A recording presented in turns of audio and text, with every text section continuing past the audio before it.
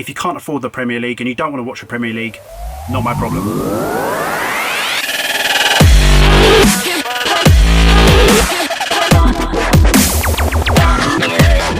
Hello, I'm Dan Jackson, aka Dan's the Engineer. In this video, we're going to be talking about how do you raise your prices. A common problem I come across is guys who want to raise their prices. They know they need to raise their prices to increase profits because the cost of business is going very quickly high into the sky, and they're worried about losing customers or not getting work because customers might be used to a certain pricing structure and they feel that some customers might be put off. I'm making this video from my motorhome we're just south of Sydney in Australia. So I travel the world with my family. You can follow our family adventures on Our Adventure Beyond on Instagram and YouTube. So if you want to raise your prices, I say raise your prices. I'm currently working with an electrician and firearm engineer who set up his business not long ago, and he's saying to me that he's getting quite a lot of work. His diary isn't completely flat out and loads, and he wants a bit more security of work, but he's been telling me he's been charging £200 to £225 a day for works, and he's getting the work, he keeps getting it in, so obviously that's a good thing. But I say to him, why the fuck are you doing that? Honestly, why the hell are you doing that? Because he's not a £200 a day electrician, he's a £300 a day electrician minimum. I'm telling you, he's good, he's knowledgeable, and he turns up.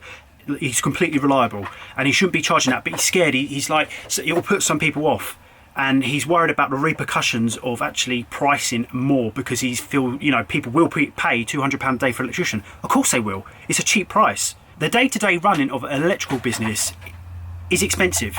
There's a lot of overheads involved. For example, it costs to run a vehicle. If you've got an office, I know some of you don't, but obviously it costs to run that.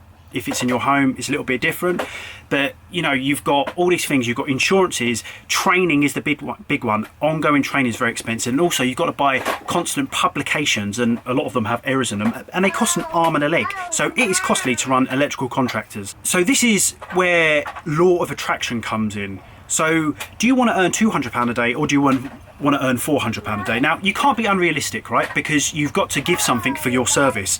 But if you go out pricing work for £200 a day, that's what work is going to come in. You're going to get £200 a day. If you price work at £400 a day and you get customers, you're attracting a £400 a day customer, and you're going to get them in. Now, don't get me wrong, there's more £200 a day customers than there is £400 a day customers, but everybody with their experience and knowledge and how good they are has a different, we're compatible with different clients. We're not all the same. A different client will want different things. So if you feel you are worth £400 a day, charge £400 a day.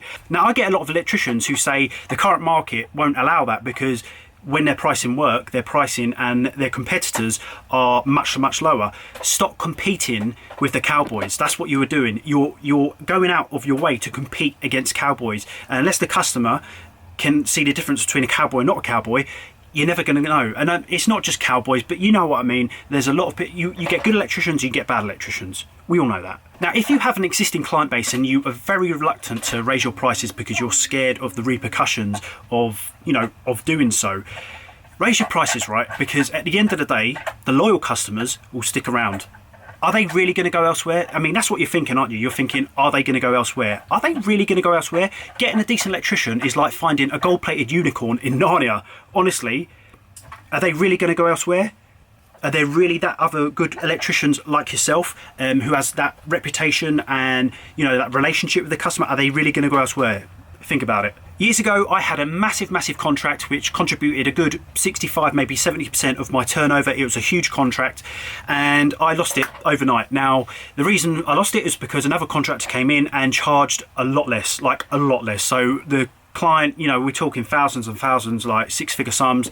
Of course, the client's going to think about that, and that scared the hell out of me. And I thought to myself, I'm either going to have to lay people off, or I'm going to have to get more work in. So I decided to be proactive about it, and I went absolutely to town in getting new customers in.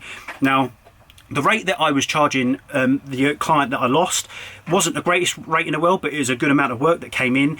And the truth is, I gave a much better service and quality of work than the new contractor, without a shadow of a doubt, because I know them very well, and I know we were much better. So, it was hard. But I actually went to town getting new clients in, and I didn't charge the same price that I was used to charging. I actually charged the price that I wanted to. And obviously it's a bit of a risk because it was like, what's going to happen here? But actually, do you know what? I filled the diary in. I filled the gaps in, and we turned over more, and the work was much more profitable, right? It's a big lesson.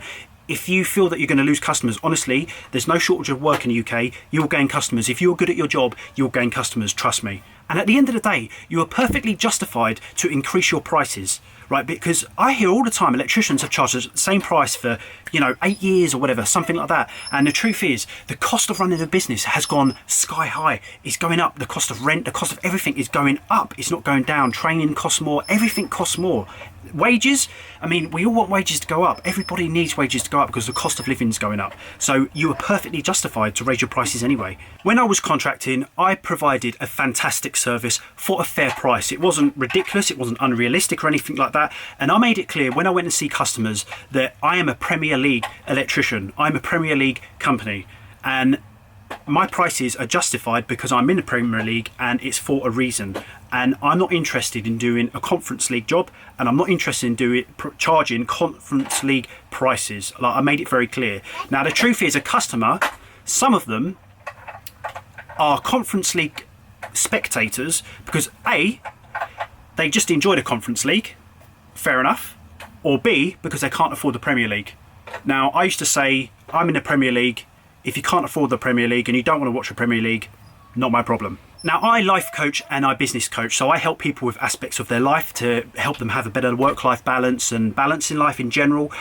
And I also business coach. So a lot of people come to me and I do one-on-one sessions over the internet. I'm in my motorhome, so people are doing sessions with me on my motorhome. All I need is my phone, and we go through stuff, and I'm helping developing a lot of individuals and a lot of companies at the minute. So if you want to get in touch with me and you're interested in them services, message me.